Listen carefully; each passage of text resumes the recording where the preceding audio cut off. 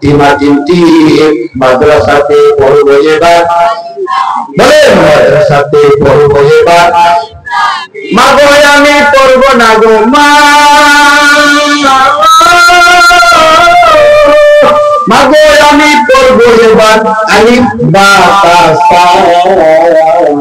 School করে ভার্সিটিতে এসব দেয় না রে শিক্ষা, বলেন ঠিক কিনা? মা গো আমি পড়বো এবার আলিফ বা তা সা। স্কুল করে ভার্সিটিতে এসব দেয় না রে শিক্ষা, কথা বলেন ঠিক কিনা? এই কোরআন যত দামি, এই কোরআনকে যত সম্মান করবে আমার আল্লাহ তার সম্মান বাড়িয়ে দিবে, বলেন না আল্লাহু আকবার। এই কোরআনকে যে বেশি সম্মান করবে তার সম্মান বাড়িয়ে দিবেন কে? আল্লাহ বলেন ইন্না নাহনু নাযালনা যিকরা ওয়া ইন্না লাহু লাহাফিজুন।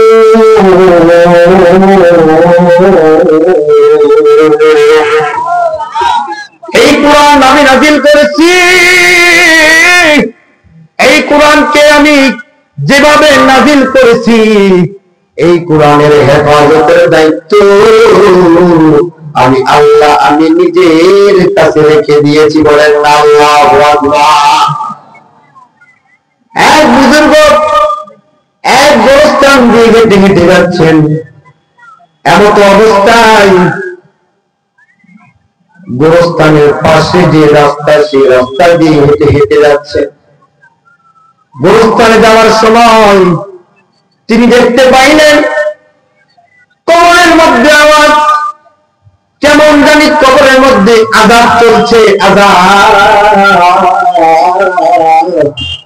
এই আযাব শোনার পরে ওই বুজুর্গ কবরের সামনে দাঁড়িয়ে পড়লেন।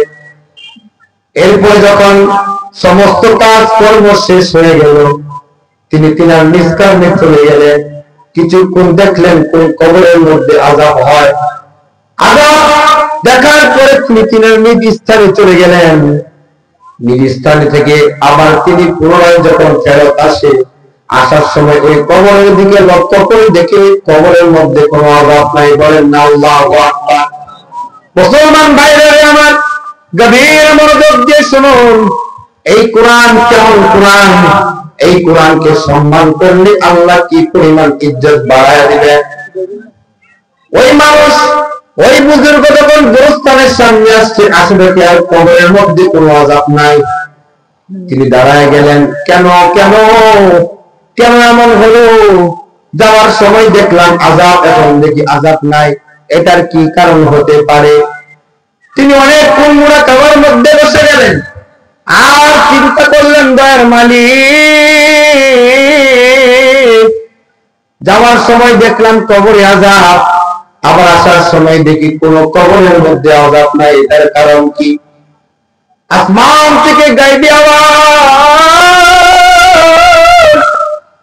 হ্যাঁ বুজুর্গ শোনো, এই লোক যখন এই দিক দিয়ে হেঁটে হেঁটে যায়, তখন এই কবরের মধ্যে আযাব চলছিল। কেন? কারণ জাননি, কারণ এই লোকটা পাপী, পাপ হওয়ার কারণে তাকে আমি আল্লাহ শাস্তি দিয়েছি।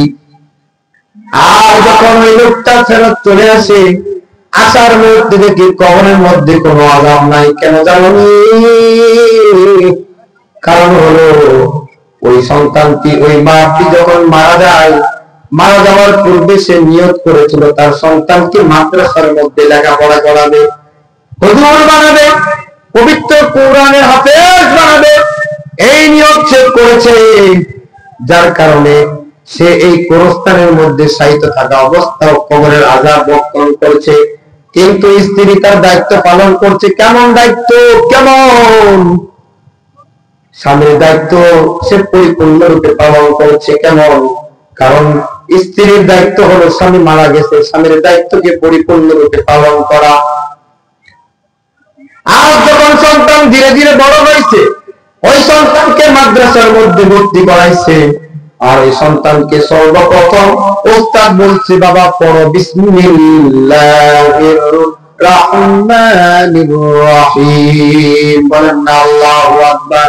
আল্লাহর আজ্ঞার ফেরেশতা শোন, ও আমার বুজুর্গ শোন, এই বান্দা ছোট মাসুম বাচ্চা, সে আমার রব সম্পর্কে এখনো জানে না, আমি রব সে সম্পর্কে তার এখনো জ্ঞানই হয় নাই, কিন্তু সে ছোট্টবেলা থেকে আমাকে রহমান রহিম নামে স্বীকৃতি দিচ্ছে। আমি রহমান, আমি রহিম, এই বলে সে স্বীকৃতি দিচ্ছে। আমি আল্লাহকে যেই ছোট বাচ্চা না বুঝে স্বীকৃতি দেয় আমি রহমান, ওই সন্তানের বাবাকে আমি কবরের ভিতরে কিভাবে জ্বালাবো? ও আমার ফেরেশতারা, তোমরা শোনো, আমার বান্দার সন্তান ছোট ছেলে আমাকে রহমান বলে, আমাকে রহিম বলে স্বীকৃতি দিছে, আর আমি রহমান রহিম নামের উসিলা করিয়া ওই বান্দার কবরের আযাব মাফ করে দিলাম। বলেন না সুবহানাল্লাহ। মুমিনদের 3 নাম্বার গুণ হলো ওয়ালা রাব্বিহিম ইয়াতাওয়াক্কালুন।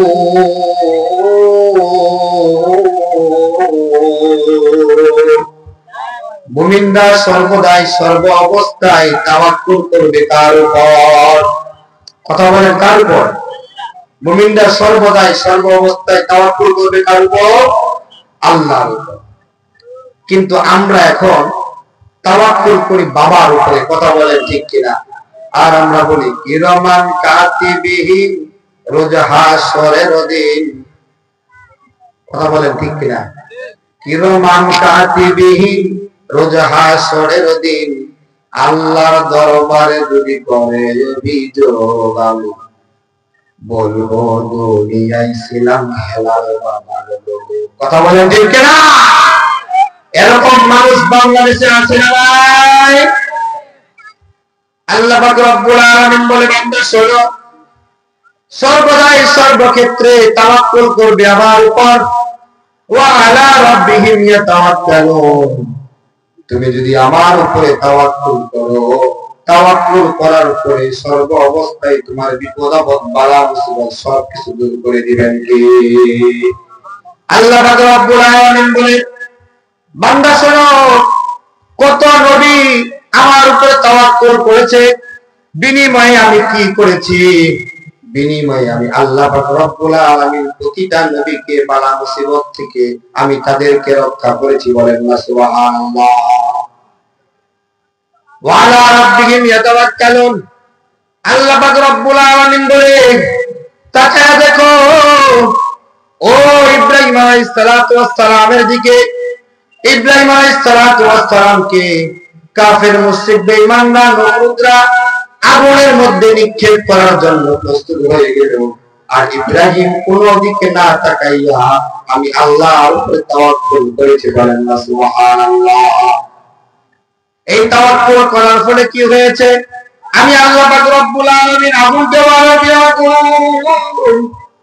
শোন, তোকে আমি পৃথিবীর বুকে সৃষ্টি করেছি, তোর কাজ হলো আমি তোকে ধরিয়ে দিব, ধরা মাত্রই তুই সাথে সাথে আগুন উজ্জ্বল হয়ে যাবি, জ্বলবি, উপরের দিকে যাবি। কিন্তু আজ আমি আল্লাহ তোকে অর্ডার করলাম, তুই আমার ইব্রাহিমের জন্য আগুন আগুন থাকবি না, জান্নাতের একটি সুন্দর বিছানা হয়ে যাবি। বলেন না সুবহানাল্লাহ।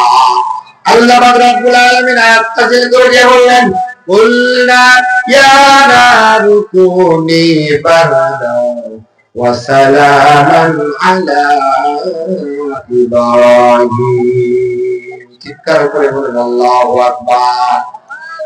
বিশ্বনবী সাইয়্যিদুল মুরসালিন হযরত ইব্রাহিম আলাইহিস সালাতু ওয়াস সালামের জন্য আল্লাহ পাক রব্বুল আলামিন কোরআন বলে দিলেন, ও আগুন, তুই আর আগুন থাকবি না, আগুন থাকবি না, আমার ইব্রাহিমের জন্য জান্নাতের বাগিচা হয়ে যাবি।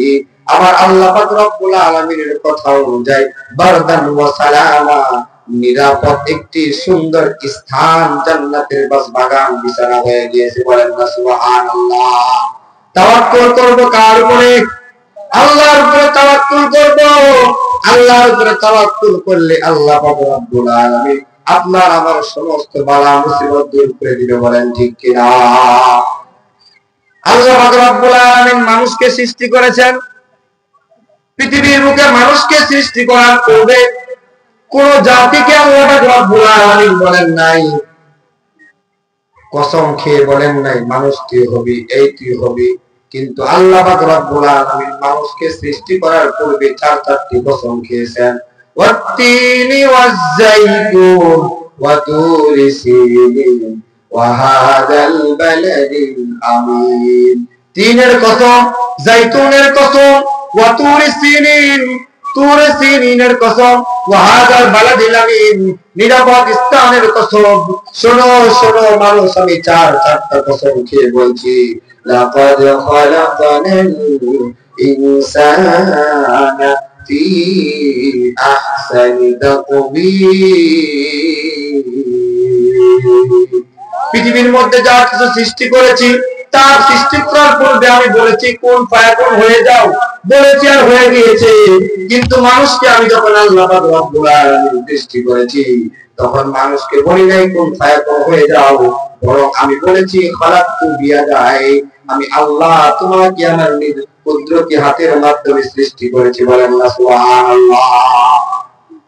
4 নাম্বার গুণ হলো আল্লাযীনা ইউকিমুনাস সালাহ, মুমিনরা সর্ব অবস্থায় নামাজ পড়বে। আর 5 নাম্বার গুণ হলো মুমিনরা সর্বদাই বেশি বেশি করে দান করবে। কার রাস্তায়? আল্লাহর রাস্তায় দান করতে হবে। কেমন দান করব? আল্লাহ পাক রব্বুল আলামিন বেলাল রাদিয়াল্লাহু তাআলা আনহুকে বললেন, রাসূল বলেন, বেলাল উনফিক ইয়া বেলাল, হে বেলাল তুমি খরচ করো, উনফিক আলাইকা, যা তোমার কাছে রয়েছে তাই। কিন্তু ইতিহাস দেখলে বোঝা যায় বেলাল রাদিয়াল্লাহু তাআলা আনহুর নিকট পরনের মতো কোনো কাপড় ছিল না। কথা বলেন ঠিক কিনা? কিন্তু এরপরও আমার আল্লাহ পাক রব্বুল আলামিন রাসূল সাল্লাল্লাহু আলাইহি সাল্লাম ইব্রাহিম আলাইহিস সালাতু ওয়াস সালামকে বললেন, ও বেলাল তুমি দান করো, কারণ দান করার যে বেশি বেশি দান করবে সে তত বেশি আল্লাহর প্রিয় বান্দা হতে পারবে। কথা বলেন ঠিক কিনা? দুনিয়ার মুসলমান ভাইরা আমার, পদ্মার মা বলেছেন, ও মা তোমাদের জন্য জান্নাত একেবারে সহজ, জান্নাত একেবারে সহজ। এই জান্নাত তুমি কামাইতে চাইলে তোমাকে তেমন কিছু করতে হবে না। শত সতী পতি ভক্তি নারীর অলংকার, এমন হারের মালিক হলে দিবে সিরাত পার। কথা বলেন ঠিক কিনা?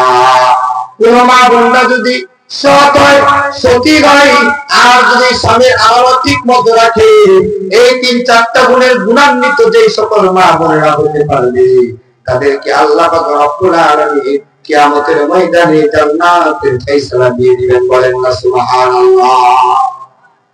ভাইরা আমার, সময় সংক্ষিপ্ত থাকার কারণে, রাত্রি গভীর হওয়ার কারণে বয়ানকে সংক্ষিপ্ত করে দিলাম।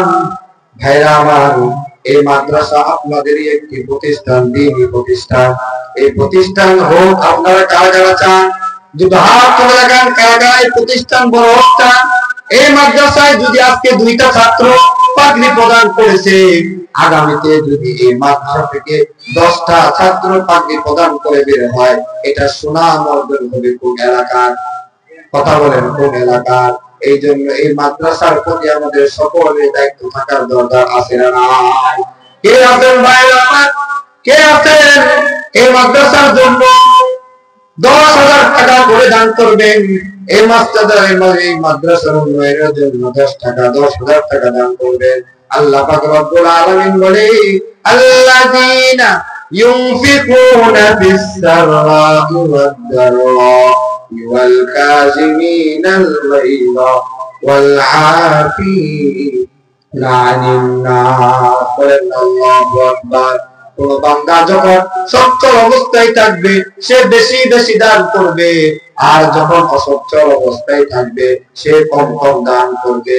কিন্তু সর্ব অবস্থায় দান করতে বলেছেন কে? কথা বলেন কে? এই জন্য ভাইরা, কে আছে 10,000 টাকা এই মাদ্রাসার জন্য দান করব?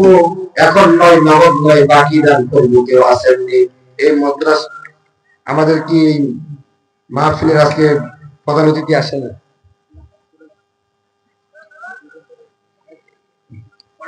এই ভাইয়ের নাম কি? আমার মামুনুর রশিদ।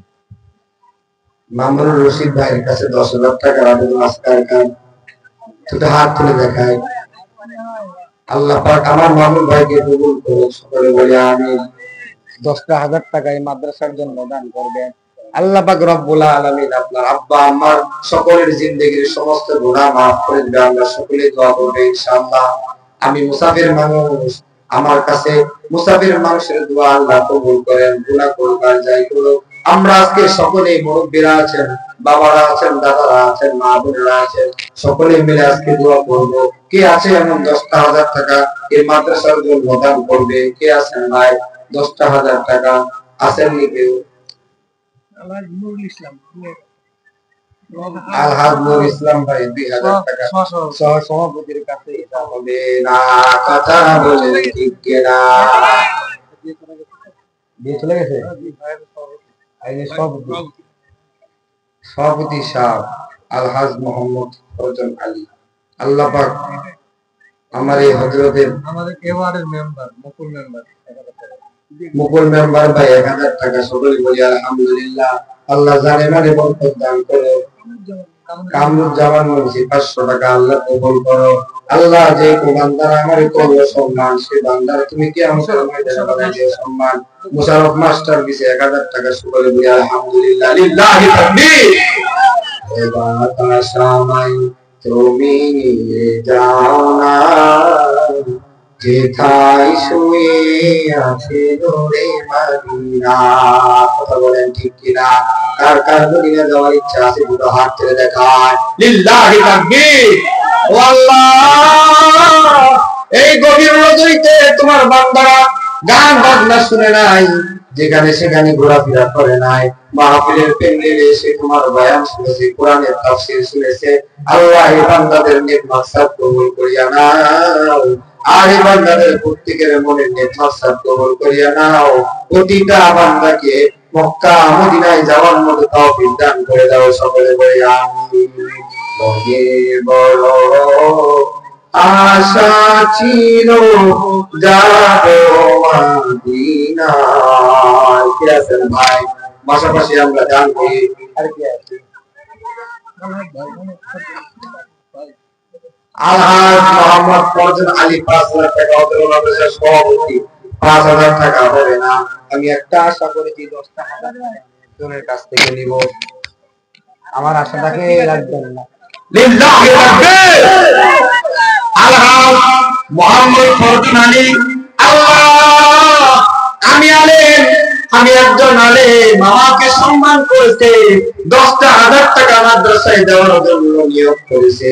আল্লাহ আমার ফরজন আলী সাহেবকে তুমি কবুল আর মঞ্জুর করিয়া নাও। আল্লাহ আপনার স্ত্রী সন্তান যারা আছে সকলকে মাফ করিয়া দাও। সকলে বলি আমিন। আর একজন ব্যক্তি আশাটা দিবেন আমার মতো করে ঘোষণা করুন। আচ্ছা, আর কে আছেন ভাই? আব্দুল রশিদ ভাই। আব্দুল রশিদ ভাই 500 টাকা দান করেছেন। সকলে বলি আলহামদুলিল্লাহ। আর কে আছি? এমন কে আছি? আমরা মাত্র 10,000 5,000 টাকা করে দান করব। এমন কে আছি? এমন কে আছি 5,000 টাকা এই মাদ্রাসার জন্য দান করব? সকলে বলি আলহামদুলিল্লাহ। আমাদের আজকের মাহফিলের সম্মানিত সভাপতি মোহাম্মদ ফরজন আলী সাহেব, অত্র মাদ্রাসার সভাপতি 10,000 টাকা নগদ দান করেছেন। লিল্লাহি তাকবীর। আমরা ওনার জন্য সকলেই মনের প্রাণে মাহফিল ছেড়ে দোয়া করব ইনশাআল্লাহ। এবং কে আছি ভাই 5,000 টাকা মাদ্রাসায় দান করব? কে আছি ভাই? 5,000 টাকা মোহাম্মদ আনসারুল ইসলাম 500 টাকা নগদ। আল্লাহ জানে মালে বরকত দান করিয়া দাও। মা বোনরা আছেন, মা বোনদের পেন্ডিল আমরা করে দেয়। মা বোনরা আমাদের জন্য ছোট্ট একটা ওয়াজ দান করবে ইনশাআল্লাহ। ছোট্ট একটা ওয়াজ দিব, আপনারা কেউ যাবেন না। মা বোনরা দিছে, মা বোনরা কেউ যাবেন না। ছোট্ট একটা মা বোনদের জন্য ওয়াজ হয়েছে। তোশিয়াল আব্দুল 500 টাকা। তোশিয়াল 500 টাকা। সকলে বলে আলহামদুলিল্লাহ। আল্লাহ দান করিয়া দাও। এলাহি আর্মি 500 টাকা দান করেছে। সকলে বলি আলহামদুলিল্লাহ।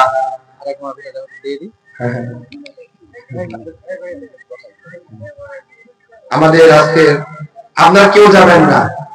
আমার কাছে একজন অনুরোধ করছে একটা গজল শুনবে, আমি সেই গজলটাও শোনাবো এবং মা বোনদের জন্য ছোট্ট একটু পরিসরে ওয়াজ করব এবং সকলের জন্য দোয়া করব। কেউ যাবেন না।